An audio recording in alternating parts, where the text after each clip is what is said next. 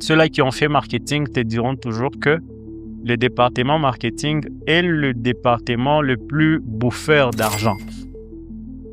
Une entreprise qui ne dépense pas de l'argent dans le marketing, mais qui investit ça, c'est pas ailleurs, je pense qu'elle va avoir du mal à décoller. En tout cas, ces conseils-là, la plupart des gens qui ont réussi vont te les dire. Dépense de l'argent dans le marketing. Il y a une énorme différence entre la motivation et la discipline. Et en tant que chef d'entreprise, ton digital ne doit pas être assujetti à de la motivation, mais plutôt à la discipline. En tout cas, je vais le dire, c'est même ça les défauts de nous, Africains. On est occupés même quand on n'a rien à faire. Fais-moi une petite faveur de t'abonner et de cliquer sur la cloche de notification pour ne rien manquer. Ainsi, de partager ce contenu à un proche ou à une connaissance. Car mon équipe et moi avons pris l'engagement de t'offrir chaque semaine un épisode. Merci pour l'action que tu feras.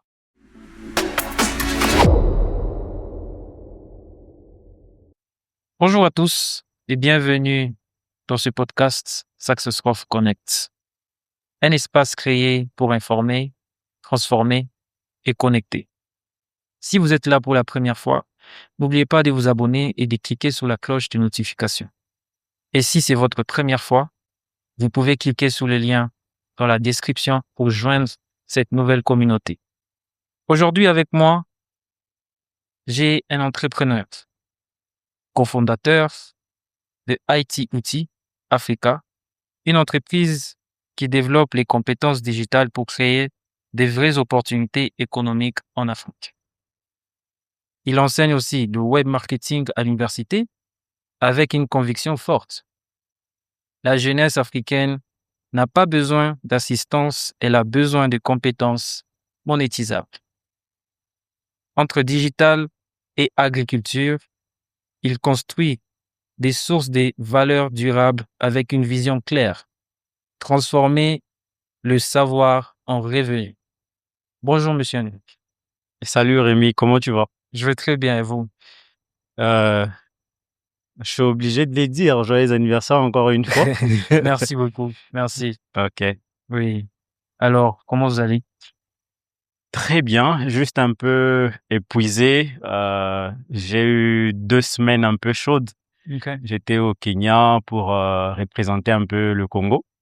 Je suis rentré à peine et comme je parlais avec ton équipe, j'étais encore en bourse hier. Ok. Parce qu'il y a des choses à vérifier, mais sinon, ça va. Comment était l'accueil? J'ai beaucoup aimé, trop même, professionnel. Et ils m'ont même gâté avec un Red Bull. Je savais pas qu'ils connaissaient ça. Ok, vous aimez les Red Bull? Oui, j'en prends fréquemment. Ok, les cadres que vous avez appréciés du restaurant Chai? Exactement, je pense que c'est quelque chose qui va attirer pas moins de bonnes personnes. Ok, merci beaucoup. Alors aujourd'hui, nous allons parler sur une thématique qui est très simple. Le marketing digital fonctionne-t-il en Afrique en 2026? Oh, Oui. Mais avant que je ne puisse poser ma première question, j'aimerais et on aimerait savoir réellement qui est monsieur Henrik et c'est quoi votre parcours? ok. Je m'appelle Henrik Mukanda. Henrik, c'est en français, mais mon nom dans un pays anglophone, on m'appelle Enrique. Exact. En espagnol. J'ai des bases, un diplôme en génie logiciel, système informatique, de la pure programmation. Mais après, je me suis à 100% réorienté vers le business management et autres. Pourquoi? Parce que c'est justement ce que tu as dit dans la présentation. Je pense que sans argent, on ne peut pas arriver à faire quoi que ce soit. On peut avoir des bonnes idées, mais c'est lui qui gère l'argent. Je pense que c'est lui qui a le pouvoir.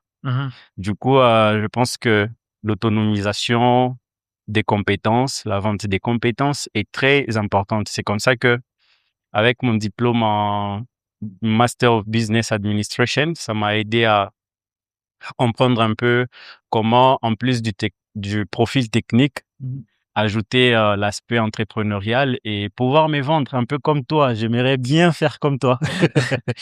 Ouais. Ok. Donc voilà un peu. Aujourd'hui, je suis cofondateur et directeur général adjoint de ITOT Africa, une entreprise que tu as présentée au début. Et on essaie de faire de notre mieux pour autonomiser les jeunes parce que je pense que les compétences digitales sont des compétences très nécessaires, surtout à partir de 2026. OK. Vous avez commencé quand? ITOT Africa. Oui. On a commencé officieusement en 2016, juste à peine quelques mois après l'université. Mais après, on a décidé de vraiment créer un business à partir de 2017-18.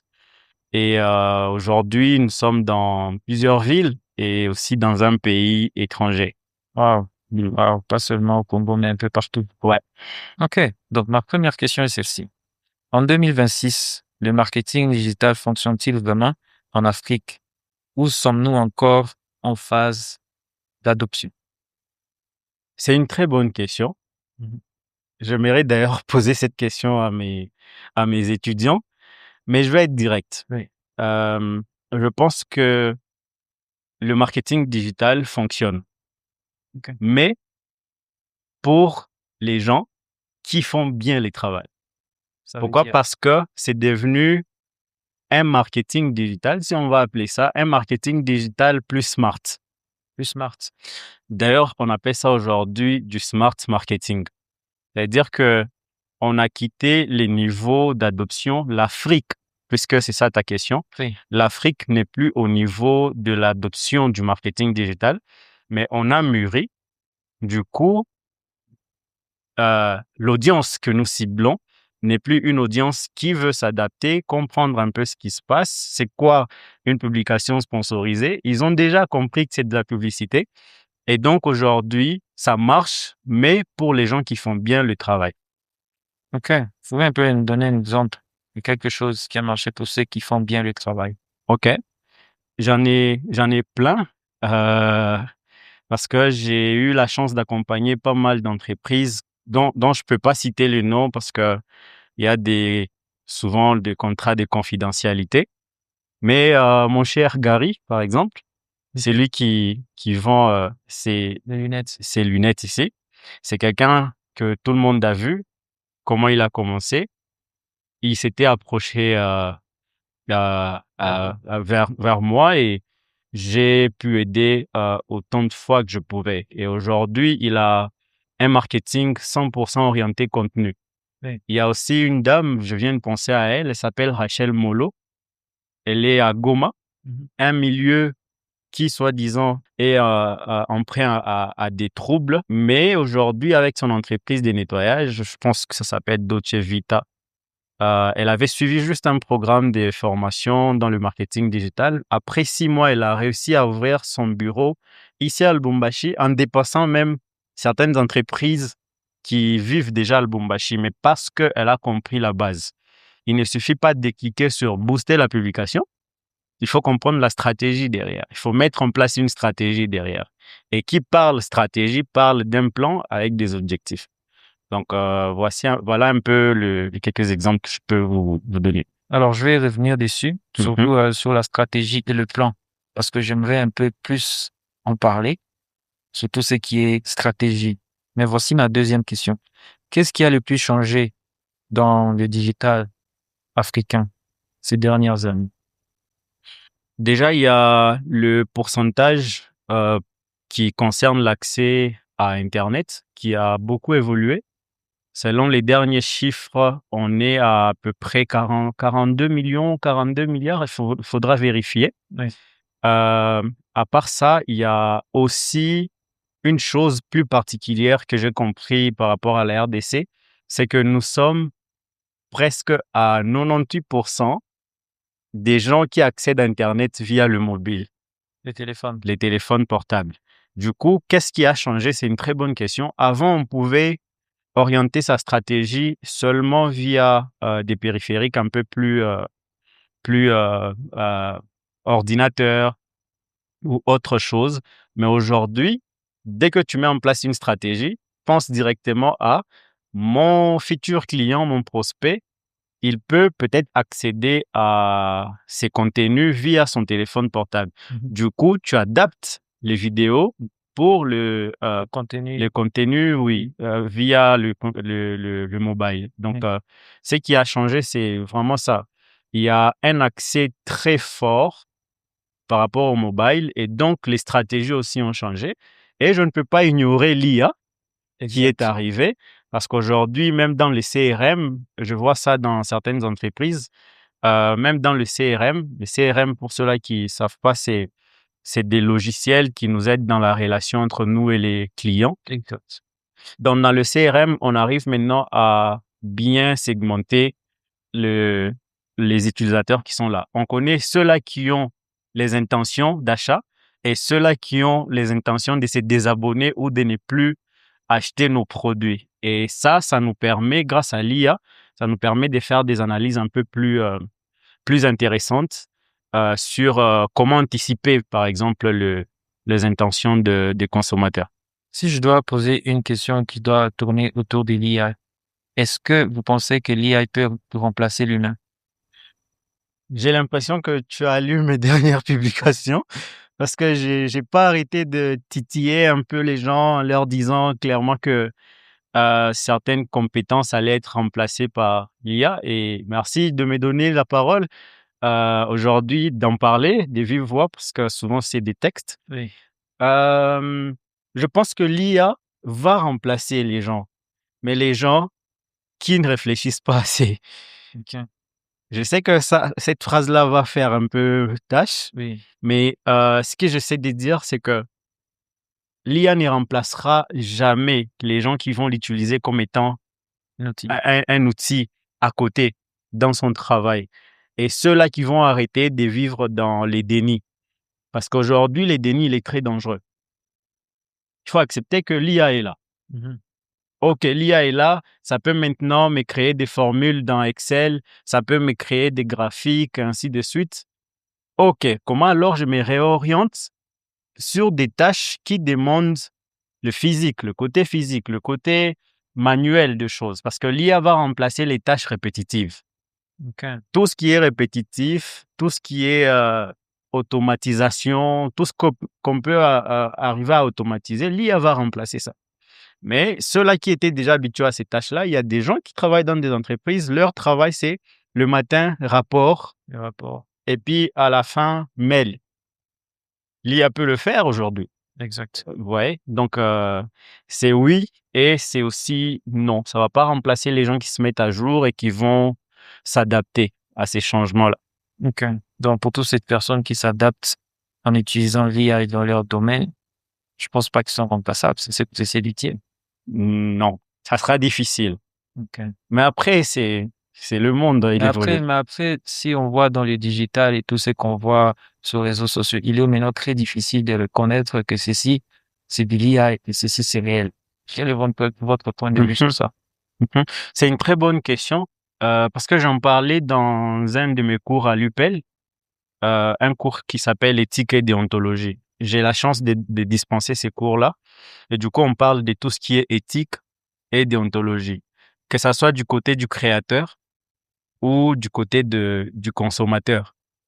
Vous créez votre contenu, c'est pas une voix off avec, c'est pas Eleven Lab ou tout ce que vous pouvez connaître. Je pense que en termes d'outils, tu es mieux, tu es Oui. mieux placé plus que moi. Tu peux créer du contenu, mais l'éthique va t'obliger à dire clairement que c'est du contenu généré Oui, par l'IA. D'ailleurs, dans tous les algorithmes des réseaux sociaux, aujourd'hui, que tu le mettes ou que tu le mettes pas, les réseaux sociaux lui-même, il ajoute automatiquement que c'est du contenu. Ça, c'est du côté du créateur. Il faut qu'il soit le plus transparent possible. Maintenant, du côté du consommateur, c'est à lui de s'éduquer.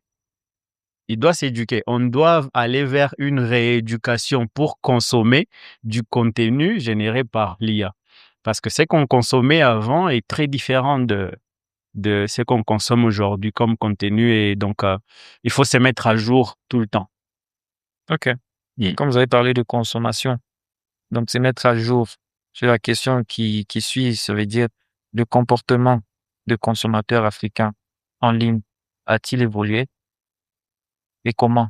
C'est une bonne question. l'Africain reste le plus grand consommateur de vidéos. OK? OK. Les plus grands consommateurs, en tout cas, selon les derniers chiffres qui sont sortis. Et donc, tu veux toucher l'Africain, compte tes 5 premières secondes au début de ta vidéo qui dure 10 minutes. Oui. Parce qu'il a besoin que tu puisses l'attirer. Il y a même un modèle AARR. Qu'est-ce que c'est? C'est un framework des stratégies marketing utilisées par TikTok, Apple aussi l'utilise. C'est que ça commence par t'attirer, ça commence par créer de l'attention et puis la rétention, tout ce qui est... À la fin, ça finit par les revenus. Oui. C'est un framework très important. Et donc, si toi, dans ta stratégie, tu t'inspirais de AARR ou d'autres modèles, je ne vais pas le citer, sinon ça va être un cours de marketing carrément. Oui. Mais si tu l'impliquais dans ton modèle, surtout les AARR, il est plus adapté pour la population africaine. OK. Pourquoi? Parce que ces modèles-là foncent sur le storytelling et la vidéo, la consommation de vidéos et le storytelling. Pourquoi j'ai aimé ta vidéo de Novotel? Parce qu'il y a de l'histoire. Oui. Il y a de l'histoire et ça commence avec un effet là, waouh. Ouais. Et donc, forcément, même si je suis en train de scroller, ça va m'attirer. On appelle ça souvent le hook. Et voilà, c'est parce que ça va m'attirer. C'est tout naturel. Mais après, c'est maintenant toi qui dois m'emmener jusqu'à la fin. Donc, je pense que pour ce qui a changé chez l'Africain, c'est ça. Avant, on ne consommait pas beaucoup de vidéos parce que ça pesait, ça consommait nos mégas et ainsi de suite. Mais aujourd'hui, avec les réseaux de télécommunications et le reste, on peut quand même arriver à consommer de la vidéo. Et aussi, les Africains achètent. C'est ce qui est très drôle par rapport à ta question. Les Africains, aujourd'hui, ils achètent en ligne. OK. Avant, il y avait ces Cette cette difficulté-là. difficulté-là, mais aujourd'hui, les banques ont réussi à démocratiser un peu tout ce qui est carte Visa. Tu n'as pas ça physiquement, tu peux l'avoir d'une manière virtuelle. Et donc, les Africains commencent à consommer non seulement le contenu, mais aussi consommer le produit derrière le contenu. OK.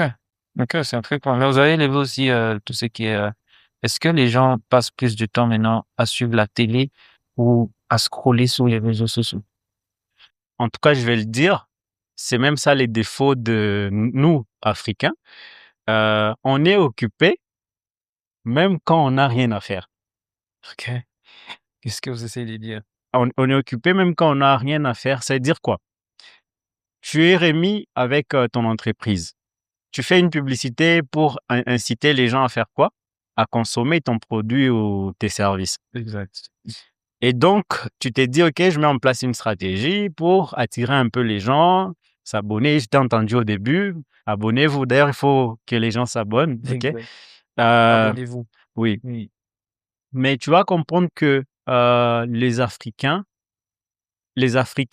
vont voir ta vidéo en ligne, sur TikTok peut-être. Ils vont voir ta vidéo, mais si elle traîne, c'est chargé. Si ta page traîne pour se charger, on a un réflexe très naturel. On fait ça. Piap. On passe à quoi? À autre chose, espérant que le reste là peut être plus attirant. Il y a des gens qui s'ennuient dans leur chambre et ils ont besoin de consommer. Ils sont exigeants. Ils ont besoin de consommer des bons contenus et ainsi de suite. Et donc, quand toi, tu ne fais pas attention aux 5 secondes au début, les gens sont occupés.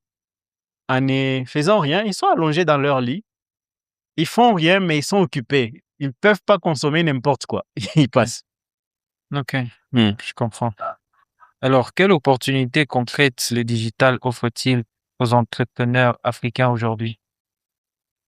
C'est une bonne question parce que je vais prendre l'exemple personnel. ITOT aujourd'hui, c'est 80% des chiffres d'affaires qui viennent des LinkedIn, pas tous les réseaux sociaux, LinkedIn. Ça veut dire que si je ne publie pas pendant 2 semaines, je dois pas être étonné si mon chiffre d'affaires à la fin du mois est mauvais. OK. Et donc, je pense que pour chacun ou pour chaque entrepreneur, pour n'importe qui, il doit choisir le réseau qui va avec Oui. avec son business model. Il y a des analyses qu'on fait au début. Il y a certains, c'est TikTok, ça marche très bien. Quand ils essayent sur Facebook, ça marche pas. C'est tout à fait naturel parce qu'il y a un process qu'on fait, qu'on appelle l'étude de persona. Là où tu étudies le modèle parfait de ton client. Donc, si tu ne fais pas ça, tu seras un peu partout, surtout les réseaux sociaux, à produire plus du contenu, mais qui n'est jamais consommé.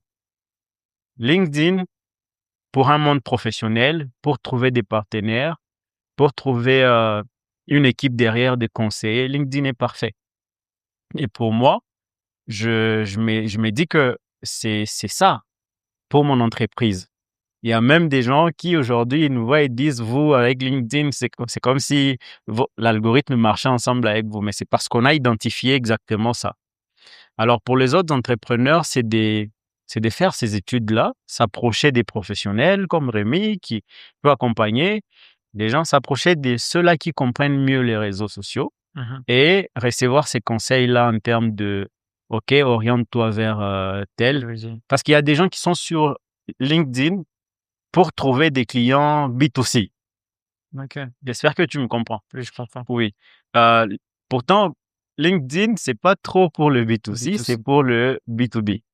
Vous voyez? Oui. Je serai sur LinkedIn et puis je vais commencer à dire, voilà, je vends mes gâteaux, venez manger mes gâteaux. Pourtant, sur LinkedIn, je dois être en train de dire, mes gâteaux à moi ont évolué. Aujourd'hui, j'ai un marché de plus de 1 million. J'ai besoin d'un partenaire qui va m'aider à atteindre 5 millions. Je ne sais pas si vous voyez un peu comment est-ce que je peux utiliser ça. Donc, je pense qu'il y a une énorme opportunité pour l'entrepreneur africain, congolais, de réussir, de se faire vraiment de l'argent avec son entreprise. Mais c'est ce que je disais avec ton équipe tout à l'heure, la régularité, j'en parlais, la régularité, on se fatigue très rapidement, nous, les Congolais. Moi, c'est ce que j'aimerais voir, toi, passer à 1 million d'abonnés, 5 millions, sans que tu te fatigues, juste de la régularité, la discipline. Et c'est ça qui nous manque souvent. On commence, on lance notre entreprise, mais on retrouve une page qui n'est même pas alimentée. Du coup, quand un partenaire aime ta vidéo, il va aller chercher d'autres vidéos. Oui. Mais si toi, tu n'as jamais plus publié, il te prend pour quelqu'un qui ne prend pas au sérieux son business. J'ai 2 questions à poser. Premièrement, c'est comment faire de l'argent sur LinkedIn?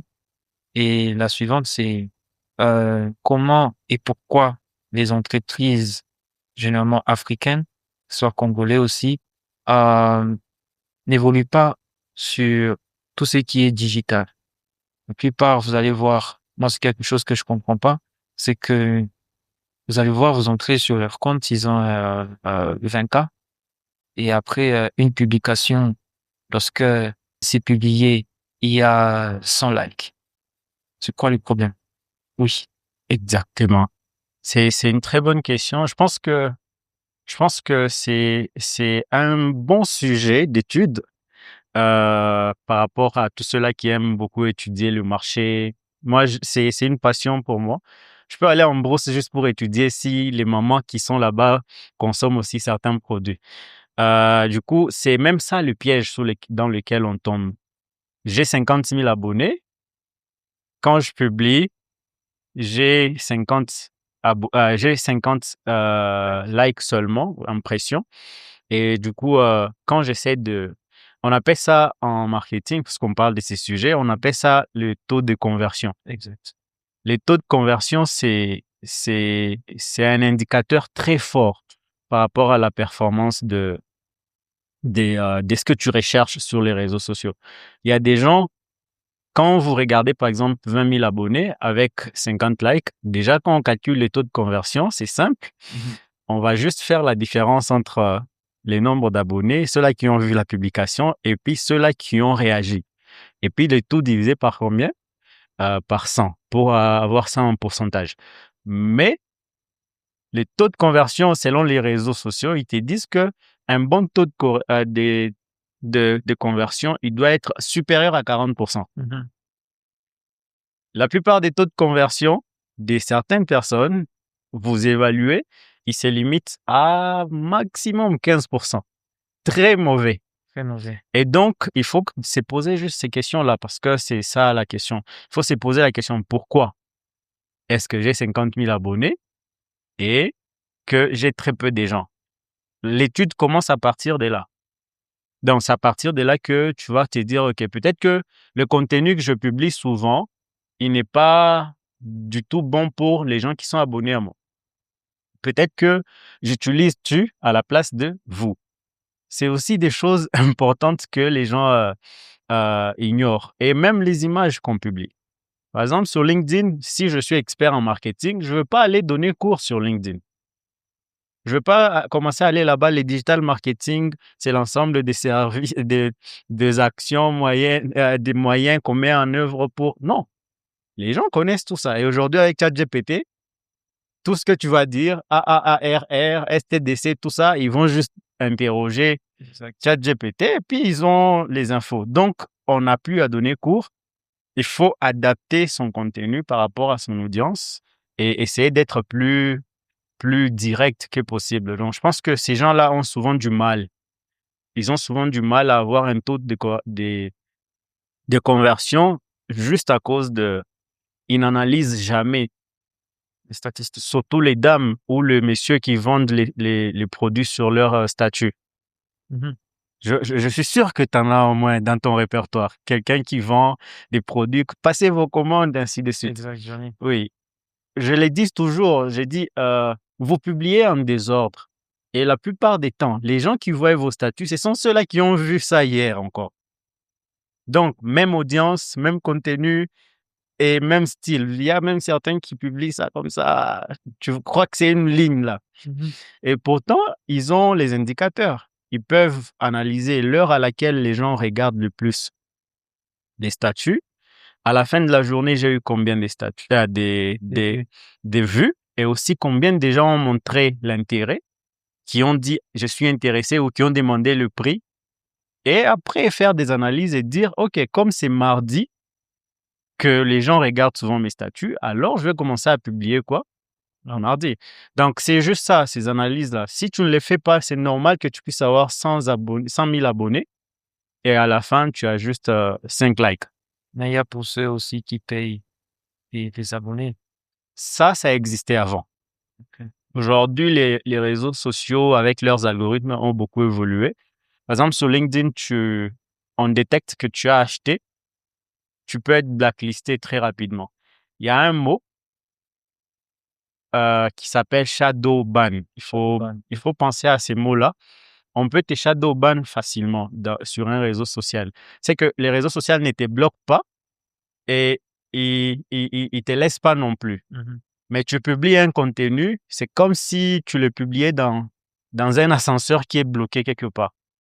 Donc, le même contenu, si quelqu'un le prenait, il le publie sous son compte, ça perce, mais chez toi, ça reste... Ça ne dépasse souvent, Shadowban, surtout sur TikTok, ça ne dépasse pas 150 vues. Si ton compte, tu le vois comme ça, recommence. Il faut tout répondre. Ouais. Et la question suivante, c'est comment faire de l'argent sur LinkedIn? Tu peux être plus explicite. OK. En termes de lever des fonds, en termes de vente directe, en termes de lever des fonds. C'est une bonne question, mon cher Rémi. Qu'est-ce qu'il faut pour attirer des partenaires? Déjà, il faut montrer que tu es digne de confiance. Ça, c'est un. Et pour montrer que tu es digne de confiance, il faut parler de toi. Ça va être un peu plus du personal branding que du business branding. Par exemple, un exemple simple pour SuccessWorth, ça va être plus toi en avant que SuccessWorth en avant. Et maintenant, le personal branding, il est dangereux parce que si tu es dans ta boîte avec plusieurs personnes, vous êtes des cofondateurs, ça va être difficile d'attirer toute la lumière sur ça. Du coup, ce qui est stratégique, c'est laisser une personne. Si vous êtes plusieurs, laisser une personne prendre toute la lumière parce que les gens doivent mettre une image sur ton logo. Le logo, il rappelle aux gens que c'est Success. Mais c'est toi qui rappelle qu'il y a des humains derrière. C'est pas ChatGPT, c'est Successworth et nous sommes une équipe. Nous, sincèrement, pour faire la première levée des fonds qu'on avait effectuée, tu sais qu'on a demandé de l'argent aux gens. OK. On a demandé de l'argent aux gens. On a fait une vidéo là. Ici, tu as des bons matos. OK. Nous, on avait juste une petite caméra comme ça. Et puis, on avait fait un peu du cinéma. Mais c'était réel. C'était très réel. On a fait une levée des fonds participative. C'est-à-dire, tu me donnes $500, je te dois un service en échange. Et on a fait ça pendant 2 mois. On est arrivé à peu près 47 000 qui nous a permis à la fin de lancer notre académie de formation. Mais bien sûr, il y avait beaucoup de travail derrière parce qu'on devait beaucoup de services du coup à beaucoup de gens. Mais c'était une expérience inédite en RDC. Après, le modèle, il a évolué et plus les gens découvraient qui nous étions réellement, plus ils nous faisaient confiance. Et donc, le bailleur des fonds, les investisseurs, même les acheteurs qui veulent acquérir ta boîte, ils viennent naturellement. Donc, je pense que c'est beaucoup plus de confiance. Tu montres que tu le mérites et qu'avec le peu de moyens que tu as, tu fais déjà bien le travail. Il y a une phrase qui dit « Les gens ont besoin d'aider ceux-là qui n'ont pas besoin d'aide. » Moi, j'ai grandi avec ça. Donc, plus tu montres que tu n'as pas besoin qu'on te donne de l'argent, mais c'est stratégique, attention. Plus tu montres que tu n'as pas besoin qu'on te donne de l'argent, plus les gens voudront naturellement, psychologiquement, te donner de l'argent. En termes de branding, c'est tu es propre, tes vidéos sont clean et ainsi de suite. Quand les gens viennent, ils demandent un service, normal qu'ils acceptent $5 000 que $500 parce qu'ils voient déjà que le travail est bon. OK. Que joue le personal branding? Parce que beaucoup d'entreprises n'ont pas de personal branding. Si vous l'avez dit, que joue le personal branding? Parce que beaucoup d'entreprises n'en ont pas. N'ont pas de personal branding. Parce que si vous voyez bien certaines entreprises au Congo, vous allez voir que il n'y a pas de personne qui est réellement en avant. C'est quoi le problème? C'est dû à quoi? je veux te faire rire un peu. Bon, c'est peut-être parce que tout le monde veut attirer de la lumière que à la fin, ça marche pas sur une seule personne. Mais je pense que c'est plus une question de sacrifice. Et puisque je suis ici, donc je parle de mon entreprise. J'ai créé ITOT Africa avec 3 personnes. Je veux les citer parce que ce sont mes amis, mes associés. OK. Sami Mwamba, Serge Kishiko, et puis moi. À l'époque, ITOT était 100% un club. Donc, on n'a aucun document, rien du tout. On se cachait même au niveau de la halle de l'Étoile là, avec des bouteilles d'eau, mais on travaillait, oui. Après, on a commencé à comprendre que le personal branding, il est très important. Il faut que sur ton logo, que les gens mettent une image. On s'est entendu, mais c'est justement là où il y a un problème avec nous, le Congolais. Dans notre culture, on a du mal à s'entendre. On a du mal à laisser l'autre et nous faire autre chose. Ben, c'est comme ça que moi, j'ai pris la direction des opérations. La direction des opérations, c'est presque la direction exécutive. Ça demande énormément de boulot parce que le CEO peut aller sur LinkedIn. Il annonce, il dit, nous lançons un programme de formation. Maintenant, toi, tu dois faire en sorte que ça se fasse. Exact. Est-ce qu'un Congolais est capable de faire ça? Si on est capable de faire ça, c'est normal qu'on réussisse. Parce que l'autre fera très bien son travail et un autre aussi fera très bien son travail. Mais le personal branding, j'insiste encore, il est très important, mais le personal branding, ce n'est pas de l'égoïsme, ce n'est pas de l'égocentrisme, ce n'est pas du tout... Il y a un mot qui me vient en tête, mais il est parti. Tu vois, une personne qui s'aime trop, qui Oui. se prend... Comment on appelle ça? L'orgueil. Non, ça va venir. Ça va venir. Ok. Euh, euh, ça a failli venir, mais c'est bon. Ok. Donc, une personne qui prend trop de lumière et qui aime trop cette lumière-là, qui se met trop en avant, vous voyez, ça, c'est pas du personal branding. Le personal branding, c'est je suis un produit. Imagine, hein, Rémi, tu es un produit. Tu te considères comme un service. Un peu comme Lionel Messi, Oui. qui ne peut même plus porter un pantalon où il y a un logo Nike. Pourquoi? Parce que son corps est devenu comme une affiche publicitaire. Comme Elon Musk. Comme Elon Musk, vous voyez? Donc, le personal branding, c'est ça. Il y a derrière ton entreprise que tu dois mettre en avant à chaque fois que tu as l'occasion. Parce que sinon, si tu oublies tes associés, ton équipe et autres, tu commences à dire moi, tu frustres Les autres. les autres et ça devient complètement nul parce que les autres ne peuvent plus t'appuyer quand tu n'es pas là. C'est le nom. Hmm. Alors, une petite entreprise peut-elle vraiment grandir grâce au digital? Ouais, la mienne. La mienne, j'ai vu à quel point est-ce qu'on a évolué juste en termes de chiffre d'affaires. Parce qu'au Congo, on évite de dire souvent ces genres de Des choses. des choses, mais euh, je suis fier de ce qu'on a réalisé. Mais il De faudrait ce- donner un range.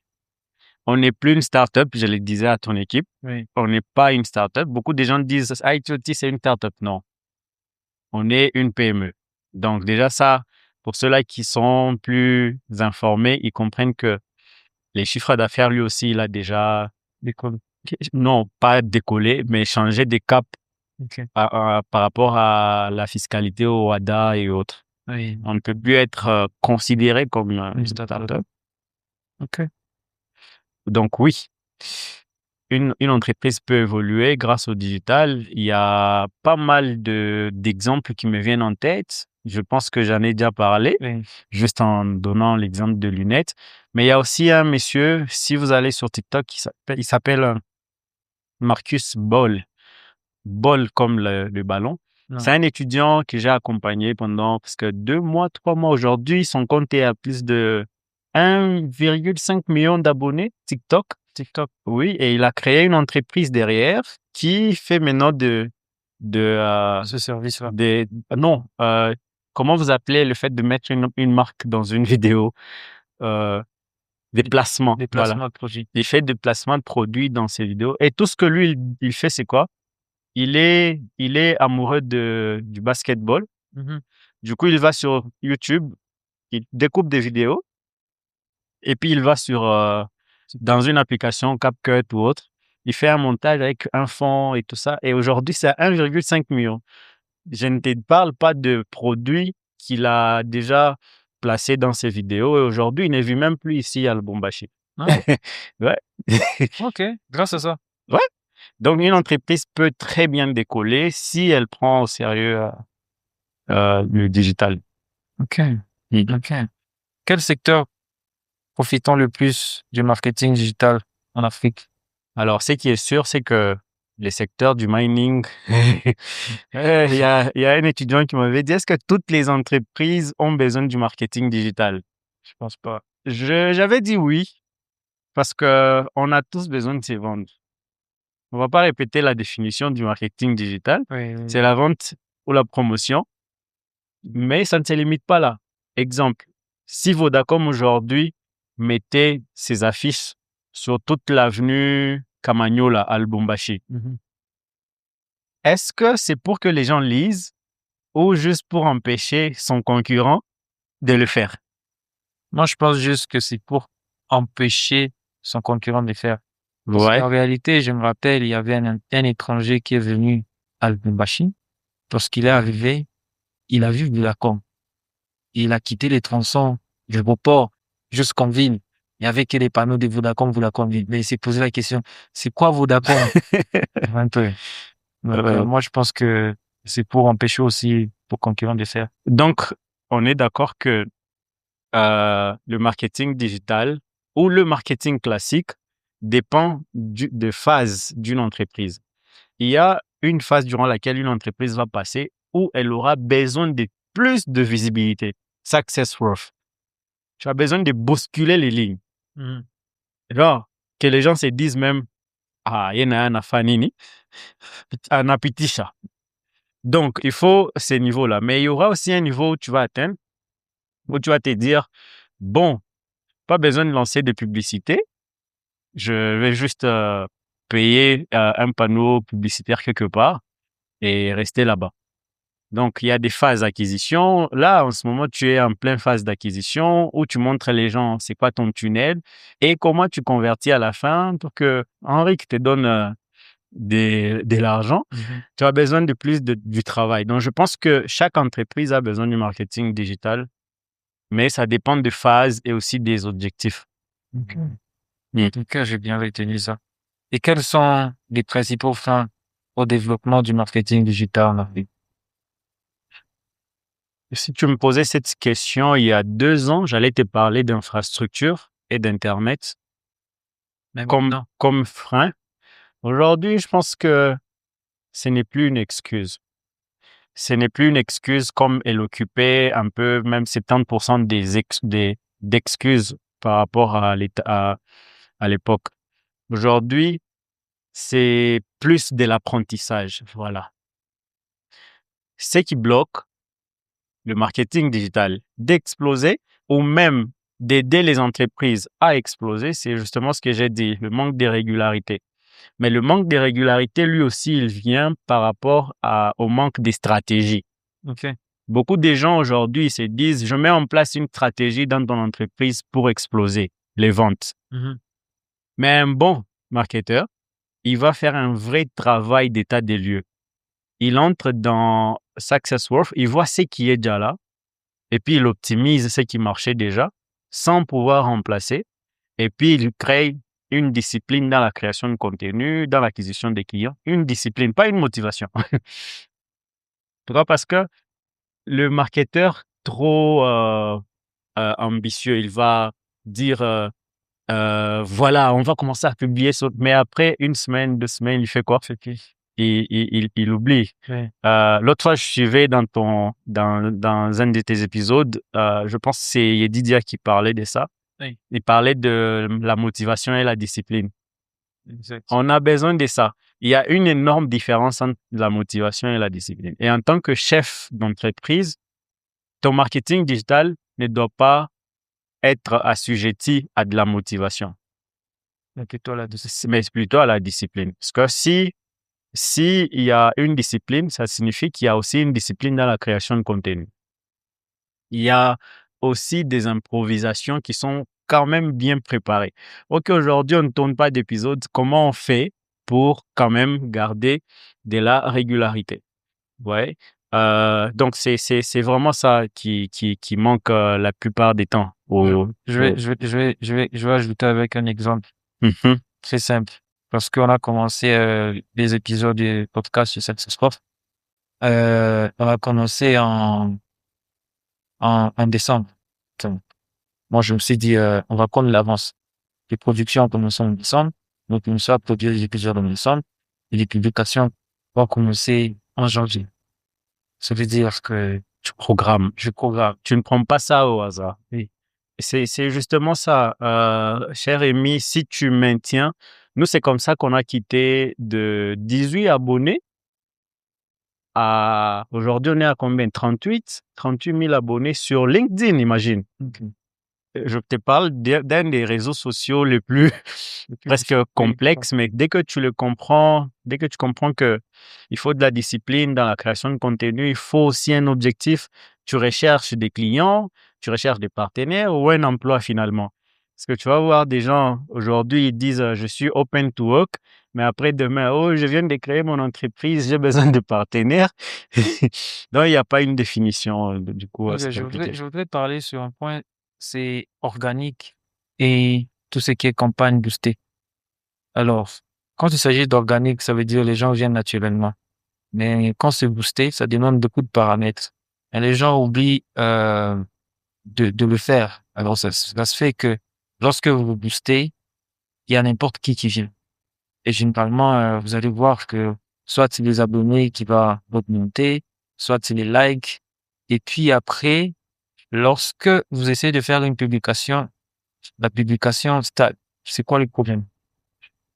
Ouais, je vois ces problèmes-là, spécialement sur Facebook, Oui. Facebook et LinkedIn. Déjà, des bases, tout marketeur digital, dès que une nouvelle version d'une application des réseaux sociaux sortait, Mhm. il doit prendre tout son temps pour bien comprendre les changements dans son algorithme. Aujourd'hui, bizarrement, beaucoup de marketeurs savent seulement que c'est sur TikTok où, quand tu publies durant les 10 premières minutes, il faut cliquer sur pause et puis play. Il y a des scores. OK. Oui, il y a des scores. Par exemple, sur TikTok, Successworth vient de publier une vidéo. L'algorithme de TikTok va commencer à calculer le premières 100 impressions dans la première heure. Donc, l'algorithme va donner un score de 0 d'abord par rapport à la viralité de ton contenu. OK. Et il y a aussi des objets qui ne doivent pas figurer dans ta vidéo. Par exemple, si ici il y avait un couteau, juste ici, là, l'algorithme va détecter le couteau et donc restreindre un peu ton contenu. Il y a même les couleurs des habits parfois. Ah bon? Même les écrits, oui. Donc, quand vous prenez le temps de lire tout ça et vous faire expliquer par un expert, c'est normal que vous puissiez voir que durant vos premières impressions, si vous n'avez pas beaucoup d'abonnés au début, dans ces cas-là, utilisez l'algorithme dans votre avantage.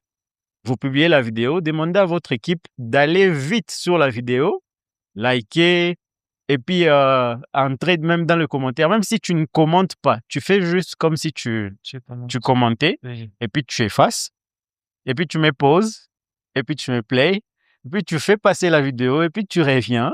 OK. Et puis après, tu peux aussi ajouter autre chose, augmenter les sons. Augmenter les sons, ça augmente plus de score. C'est comme ça que tu vas voir que avec ces genres de techniques, les comptes qui commencent arrivent quand même à monter très rapidement. Et aussi par rapport à la publicité. Une entreprise a toujours besoin de publicité.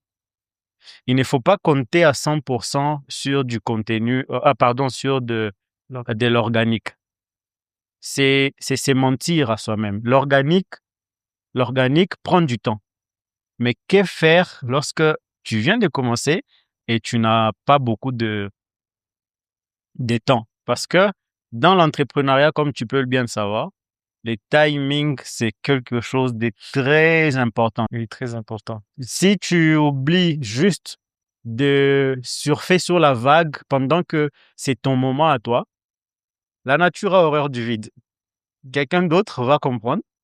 Imagine Kaby Lamé, les gars là si aujourd'hui Oui. il recommençait avec ces vidéos-là sur TikTok, Oui, je ne TikTok, sais pas si oui. tu le connais. Non, oui, je connais. Ben, C'est sur TikTok. imagine en 2026 il commence. Est-ce que ça va marcher comme avant? Il avait compris les timings, il avait compris que c'est là que je dois foncer. Aujourd'hui, il pèse ce qu'il pèse. Oui. Donc, par rapport à ta question, il faut commencer à chauffer les algorithmes avec tous les deux contenus. Ceux-là qui ont fait marketing te diront toujours que le département marketing est le département le plus bouffeur d'argent.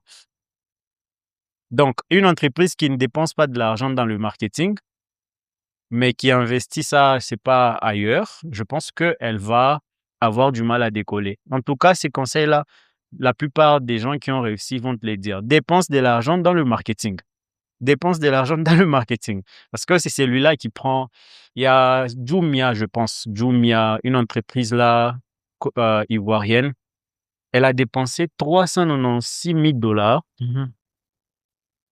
dans la publicité, alors qu'il venait de faire une levée de fonds d'1 million de dollars. OK. Mais malheureusement, eux, ils se sont trompés dans les campagnes, analyse et tout ça. Donc, ils ont dépensé cet argent-là. C'est comme s'ils jetaient ça par la fenêtre. Ouais. Ils avaient un mauvais marketeur qui était, à la mèche. Et pour te dire que c'est sérieux, regarde Donald Trump. Durant les élections de 2016, il dépensait par jour 1 million de dollars dans la publicité. Ça, c'est vrai. Facebook. Et donc, si tu ne prends pas au sérieux le marketing, lui aussi, il va pas te prendre Mais, au sérieux. j'ai remarqué que lorsque vous commencez tout ce qui est post boosté ou campagne, ça veut dire que vous devez maintenir. Parce que si vous arrêtez, les contenus aussi que vous arrêtez pour commencer l'organique, ça veut dire que le contenu ne donne plus comme il faut. N'est-ce pas? C'est pas faux. C'est pas faux, mais il y a moyen de contourner ça. Je gère une page de mon père spirituel qui est passé à 112 000 abonnés. Je ne fais pas ça, mais je le fais spécialement pour lui. Je gère sa page et j'avais remarqué ces problèmes-là. Mais après, je me suis dit, OK, s'il y a ces problèmes, mieux vaut quand c'est un contenu viral, je le laisse tourner OK. sans le mettre en avant, le booster ou quoi que ce soit. Je laisse tourner. J'attends même 2 jours, 3 jours. Après, je vais le booster. Le booster. Souvent, ça arrive quand tu as l'habitude de booster déjà quelque chose qui peut fonctionner. Alors, la question, ça va être comment tu sais que ça va fonctionner? C'est là où il y a le marketeur. C'est là où il y a même la différence entre un professionnel et un amateur en marketing digital. Oui. La plus grande compétence des marketeurs, en tout cas spécialistes, c'est la lecture des statistiques. Oui. Quelqu'un qui gère ta page SuccessWorth, mais qui n'a jamais pris le temps d'aller dans l'option statistique pour analyser ce qui a marché, pourquoi. Parce que les réseaux sociaux te les montrent. Oui. Et du coup, ils commencent même à t'orienter vers le contenu qui fonctionne le mieux, et ainsi de suite. Si tu trouves quelqu'un comme ça, ou si même toi-même tu as ces compétences-là, ça sera très intéressant parce que je suis sûr que tu vas sortir une vidéo, tu sais déjà la moyenne qu'elle va atteindre. Oui. Et ça, c'est un secret. En effet.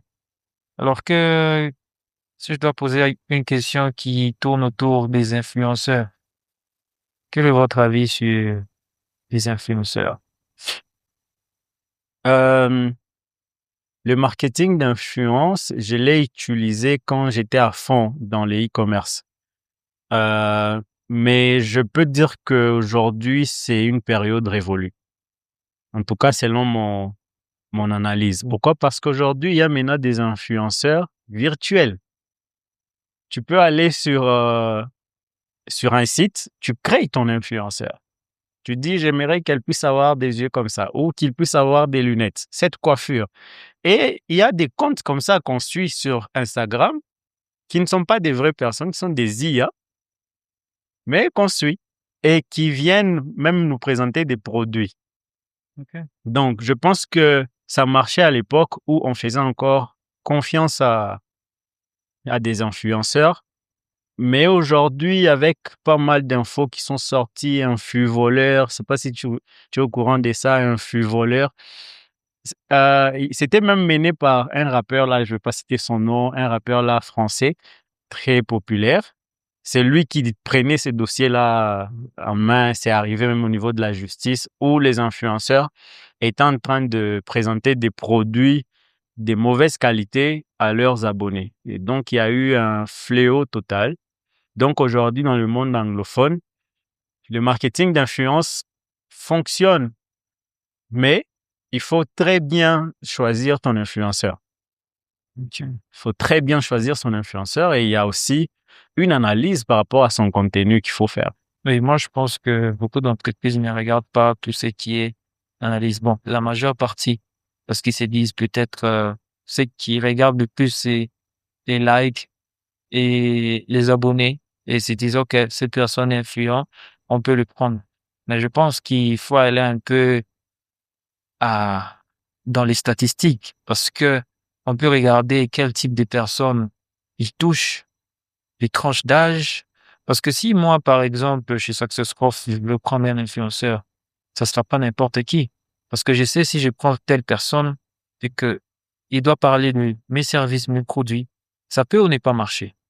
Alors, qu'est-ce que vous recommandez, que ça soit quelqu'un ou une entreprise qui doit choisir un influenceur? C'est quoi qu'il doit regarder? Dans quoi ils doivent être regardants? C'est une bonne question. Je pense que pendant que tu l'as posée, tu as donné des éléments très intéressants. Tu as parlé de critères, tu as parlé des éléments euh, comme l'audience et autre chose. Tout à l'heure, peut-être que je l'ai fait en passant, mais je vais insister là-dessus. Il faut faire le persona, Ok. l'analyse de persona. D'ailleurs, c'est même un travail qu'il faut faire avant même que ton produit ne soit sur le marché ou tes services. On appelle ça même aussi analyse de l'avatar client. En gros, ça signifie quoi? Ça signifie, OK, mon produit, c'est ce stylo. Mhm. Qui est le client idéal qui sera intéressé par ces stylos? C'est ça la question que je dois me poser. Donc, ça va être un élève, un étudiant, un chef d'entreprise ou autre qui a besoin d'écrire, qui est entre 18 et 48 ans, 50, et qui aime les luxes, par exemple. Du coup, vous voyez ces caractéristiques-là. Il habite à Lubumbashi, il a entre 18 et 47 ans. Tout ça là va m'aider à définir un avatar client qui va s'appeler, par exemple, Rémi. Rémi, c'est lui mon client idéal. Donc, même pour choisir l'influenceur, je reviens dans mon analyse de mon avatar client. J'ai dit, est-ce que cet influenceur ici ou Rémi serait influencé par ces messieurs que je compte choisir pour représenter ma marque? Ok. Donc, si la réponse est oui, dans ces cas-là, je peux le choisir parce que Rémi représente le modèle parfait de mes clients. Donc, si tu as un avatar client, en tout cas, la question ne se pose plus sur est-ce que cet influenceur peut m'amener des clients ou pas? Si tu as déjà ton avatar client, même dans le ciblage de tout à l'heure, la question de tout à l'heure où tu m'as dit il y a des paramètres qu'il faut faire, si tu as déjà fait ces analyses-là, je pense que ça sera très intéressant déjà. Ok. Je vais Mm. poser la question qui tourne sur les réseaux sociaux. Alors, entre les réseaux sociaux et le site web, qu'est-ce qui est le plus important? Mm. C'est une question intéressante. Ouais. Pourquoi? Parce que tu parles des deux leviers qui font du digital marketing. C'est que le digital marketing. Oui. Si, par exemple, tu es entré dans n'importe quel cours du marketing digital ou dans une formation, on va te dire, voici 5 leviers qui font du digital marketing une puissance pour une entreprise. Mhm. Ils vont commencer les sites web, et puis les SEO, et puis les réseaux sociaux, et puis les campagnes publicitaires, et puis aujourd'hui, il y a l'IA. Oui. Donc, tu m'as posé une question sur les sites web et les réseaux sociaux. Moi, je dirais, ça dépend d'une entreprise à une autre. Il y a certaines entreprises comme la Gécamine, elle a juste besoin peut-être d'un seul levier, un site web où les gens peuvent euh, contacter rapidement l'entreprise Gécamine. Tout comme il y a aussi des jeunes entreprises qui ont besoin d'exploser. SuccessWorth, par exemple, Mhm. qui va se dire, OK, nous, on va considérer le site web juste comme étant un canal d'acquisition sur le long terme. Quand il va bien se positionner dans les SEO, il va commencer à apporter des clients d'une manière organique. Mais on se concentre sur quoi? On se concentre sur les réseaux sociaux. C'est là où on va le plus exploser.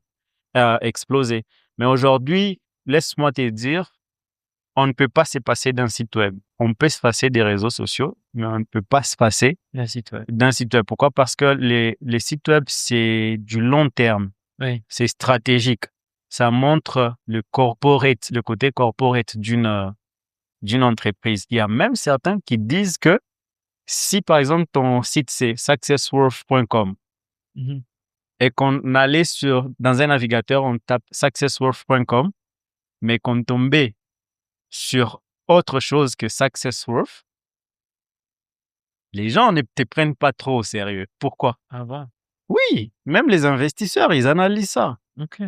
Ils analysent ça. Maintenant, imagine si c'est un peu comme si tu nous donnais l'adresse pour venir faire un contrôle. Tu nous donnes l'adresse. Chez moi, c'est au 2e étage Novotel. Mais ils viennent, Novotel leur dit qu'il n'a jamais habité ici. Et ils trouvent même un autre monsieur dans l'appartement. Ça signifie ça, les sites web. OK. Donc, c'est quelque chose, j'en discutais même avec un client dernièrement. Je lui ai dit que ton site web, s'il expirait et qu'une autre personne achetait ton nom de domaine, c'est très dangereux. Très dangereux. Oui. Ça peut même t'empêcher d'approcher certains financiers. OK. Donc, les leviers site web est très important, mais il ne faut pas non plus ignorer aussi les réseaux sociaux. Mais eux tous font partie des leviers importants. OK. Alors, avez-vous une liste? Une Une liste. liste de... Une liste de mails. Oui, nous en avons. Alors, je vais poser la question entre une liste de mails et des abonnés. Des abonnés sur les réseaux sociaux. Lequel de deux est plus important? Stratégiquement, la liste donne plus de confiance. Pourquoi? Parce que la manière dont une personne, un client, exprime sa douleur que ton produit vient résoudre, la manière dont il s'exprime est très différente dans le mail que dans un commentaire sur une publication de votre produit. Un exemple, une dame qui a maintenant beaucoup d'acné ou un monsieur qui a trop d'acné sur son visage. Il va moins s'exprimer dans un commentaire que si ton entreprise lui envoyait un mail, même une newsletter, il va tellement s'ouvrir à un niveau où il va dire, regardez ma peau. Il peut même envoyer des photos parce qu'il sait que c'est entre vous et lui. Et donc, le convaincre aussi de passer à un autre produit devient plus simple. Moi, j'ai fait l'expérience, il y avait des gens que j'ai rencontrés qui me racontaient leur vie par mail, qui me racontaient leur vie, à quel point est-ce qu'ils galèrent avec $50. Mais tu ne verras jamais ces gens-là Sur les réseaux. Oui, venir dans ton commentaire dire j'ai besoin de lancer un business. Dis-moi ce que je peux lancer avec $50. Ils ont peur, ils ont honte. C'est normal, c'est naturel, c'est humain. Mais l'email marketing apporte plus de, je sais pas comment on va appeler ça, oui, de confiance, plus d'approche. Mais attention, jusque-là, les Congolais, comme les Africains, ils ont encore du mal à adopter l'email. Donc ici, je recommanderais plus le WhatsApp marketing, le SMS marketing. C'est beaucoup de dépenses pour rien. WhatsApp marche mieux. Exactement. Le WhatsApp marketing est mieux. Voilà pourquoi même dans le chapitre de mon cours, je parle plus de WhatsApp marketing que de l'email marketing parce qu'on veut adapter les contenus au contexte Réel. local, réel. Oui. OK. OK. Alors, quelle est l'erreur la plus fréquente que les entrepreneurs africains commettent dans le digital marketing? Dans les digital marketing, déjà, la première erreur, c'est celle que tu as citée tout à l'heure, d'avoir plus d'abonnés, de se concentrer plus sur les abonnés. Bien sûr, c'est plus clinquant, non? C'est très joli, c'est Oui. bien de dire aux gens, j'ai 56 000 abonnés. Exact. Mais si ça ne te rapporte rien, c'est pas ça alors ton objectif que tu dois poursuivre. Oui. Donc, l'erreur, la première en tout cas, c'est celle-là. C'est concentrer sur les abonnés qui ne rapportent rien. OK. On est une entreprise, on ne veut pas être amis. Mhm. On On n'est pas en relation pour être des amis. Désolé de les dire, mais c'est pas que je suis contre l'amitié. Mais je dis juste qu'on est amis sur les réseaux sociaux pour le partage de quoi? Des services, pour le partage de produits. Donc, deuxièmement, c'est de ne pas se laisser accompagner par des experts. Ok. En tout cas, c'est le plus grand péché mignon. Tout le monde veut tout faire. Oui. Tu vas voir qu'une entreprise va se lancer. Elle se lance, je ne sais pas, par exemple, SuccessWorth. Si à l'intérieur, vous avez un expert, c'est très bien. C'est très bien parce que vous verrez la différence de son boulot. Mais si vous voulez aussi le faire juste parce que c'est ce qui est à la mode, ça, c'est très dangereux. Donc, je pense que l'autre erreur, ça sera de considérer l'IA comme l'ennemi. Oui. Cette erreur-là n'est pas encore très fréquente, mais je t'ai dit, il y a un mois, j'ai codé une application qui pouvait me prendre à l'époque 8 mois, mais je l'ai codée en 10 minutes, je t'ai dit. Avec l'IA. Oui. Et donc, j'ai eu peur. Moi, quand j'ai quand j'ai fait ça, tu vois, de base, je suis développeur, donc je sais ce que ça coûte de coder. Mais si tu es développeur et que tu continues à ignorer que d'ici là, tu seras remplacé. D'ici là, par exemple, là, je suis en train d'en parler. SuccessWorth, les épisodes sont populaires. Donc, il y a des gens qui sont en train de me dire, oh non, il en parle. Mais il faut en parler parce Oui. que il faut guérir. Oui. Sinon, c'est une vraie maladie. Les dénis, j'en ai parlé au début. Donc, l'IA accompagne maintenant tout le marketeur. Je ne connais aucun marketeur professionnel aujourd'hui qui n'utilise pas l'IA dans l'automatisation, dans plusieurs services. Il y a même des entreprises en France, même aux États-Unis, qui ont même diminué la liste de leurs salariés, Salarié. qui sont même allés à 72% parfois. Ok. Genre, ils ont perdu du boulot comme ça. Et là, ça se passe encore en France, aux États-Unis. Maintenant, imagine ici, Elon Musk, il déploie ses humanoïdes ici, ce n'est plus seulement sur le téléphone où tu chattes avec, mais c'est quelqu'un qui est assis là, qui peut enseigner digital marketing. C'est un robot qui est assis, qui fait des podcasts. Donc, l'autre erreur, c'est celle-là, d'ignorer cette évolution-là. Parce que le digital marketing évolue sur base de l'évolution technologique. Ok. Alors, il faut s'adapter. Alors, comment vois-tu le digital marketing dans 5 ans? Ça va être du smart marketing, carrément. Smart. On ne va plus appeler ça digital ou autre chose. Un peu comme tu as ta télé à la maison, tu l'appelles Smart TV. Oui. Ça va être ça. Ça va être un marketing plus automatisé où le digital marketeur se concentre plus sur l'aspect stratégique que exécutif. Ouais, exécutif, pardon. Donc, le digital marketeur, il va être plus être là pour dire, OK, maintenant, c'est faire ça, ça, ça. Allez-y, faites-le. Parce qu'aujourd'hui, tu es au courant, on peut automatiser presque tout dans le département community management. Exact. Création de contenu, tout, publication, même commentaires, les commentaires.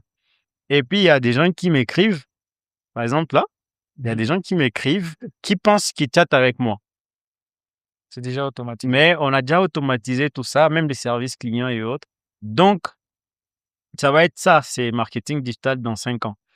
Mais ceux-là qui vont prendre ça au sérieux, ceux-là qui vont vouloir bien faire les choses, comme je le vois ici chez toi, je pense que ce sont ceux-là qui vont le plus être gagnants. Mais bien sûr, il y aura toujours des gens qui vont dire qu'ils savent, mais à la fin, qui disent ça n'a jamais marché. Combien de gens tu as ça n'a jamais... C'est vrai. Ouais. Alors, avant que je ne pose la dernière question, je vais poser celle-ci. Quel conseil donnes-tu à un jeune Africain qui veut gagner de l'argent grâce au digital en 2026?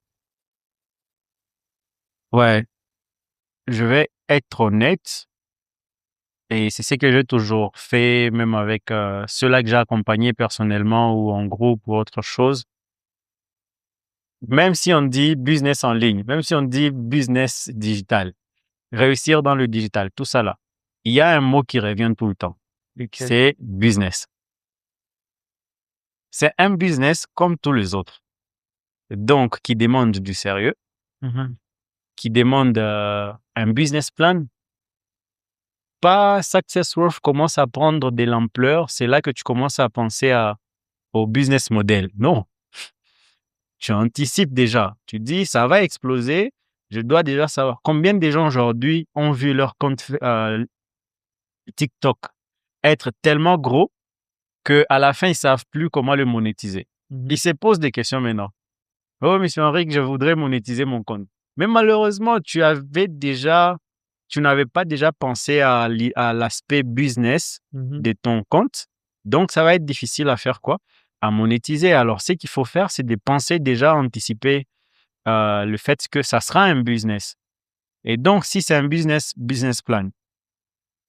Après business plan, il faut avoir un produit, il faut avoir un service. À mettre en place. Et ces produits et ces services-là doivent répondre à un besoin réel. Mais sinon, c'est un peu comme ce que je disais à ton équipe tout à l'heure. Tu as déjà vu un écologiste, un expert en écologie au Congo? Non. Je ne leur manque pas du respect, ils sont très importants. Mais est-ce que tu as déjà vu, genre, celui-là, il a un diplôme en écologie, ici en Afrique? Ok. C'est une question que je te pose. Tu as déjà vu un... Non, Oui. non, Hein? non. Ou expert en climat, forêt ou autre? Expert climat en forêt, ici. Non. Pourquoi?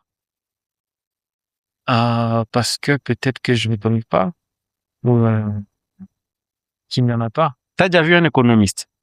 Économiste. Quelqu'un qui fait de l'économie, c'est ça? Oui. Avocat? Oui, un avocat.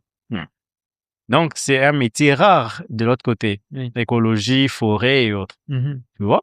Pourquoi? Parce que, je le disais encore avec mes amis en bas, un Africain a des besoins simples.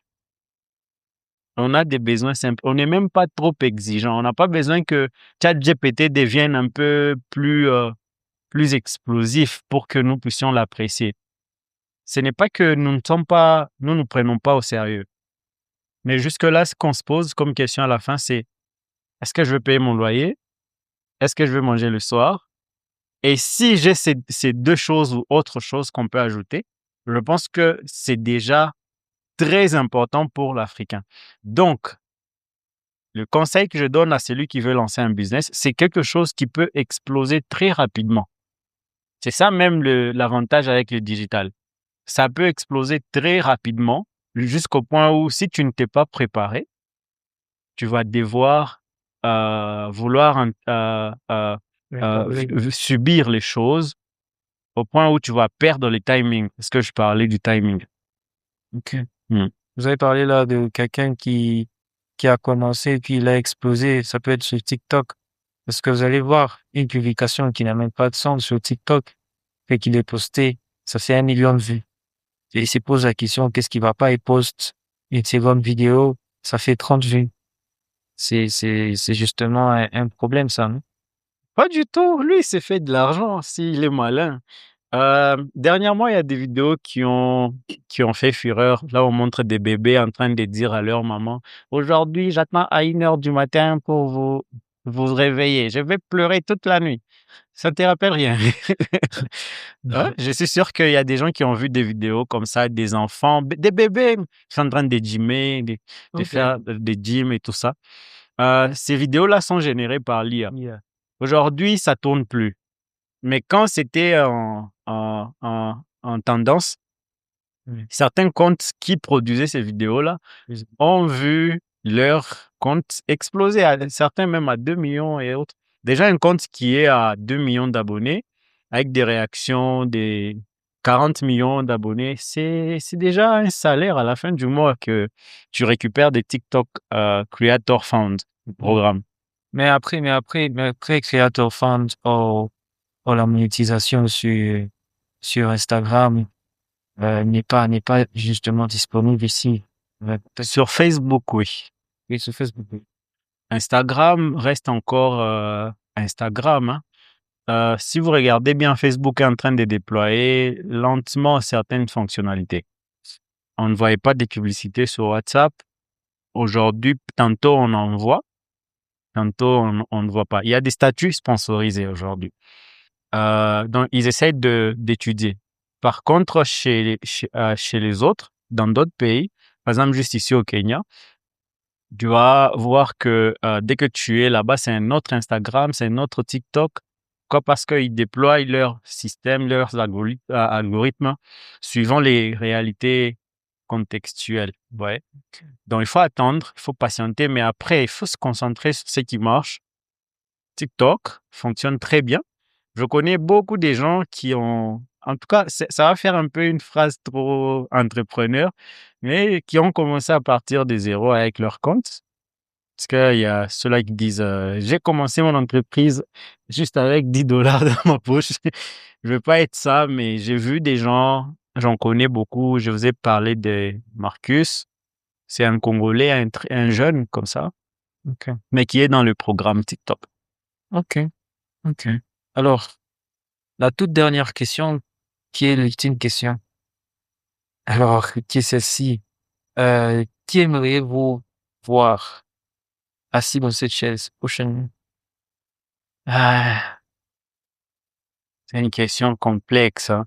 Ouais. C'est un piège? Non, c'est pas un piège. Je veux pas, je veux pas citer et puis d'autres personnes se sentent lésées, mais je connais beaucoup de gens que j'aimerais bien voir. Presque tout mon répertoire, ils sont super. OK. Mais Marceline Kaosi, Madame Marceline. c'est une bonne amie. Marceline Kaosi. J'aimerais même que tu invites notre ministre, son Excellence, Madame Raissa Malou, OK. des femmes très intelligentes. OK. D'accord. Hmm. Merci. Merci beaucoup à toi. Oui. Merci beaucoup à toi et à toute l'équipe. Je sais que tu n'es pas seul. Oui, je suis pas seul. Merci beaucoup à tous d'avoir pensé à moi et surtout beaucoup de courage. Merci. Ok. OK.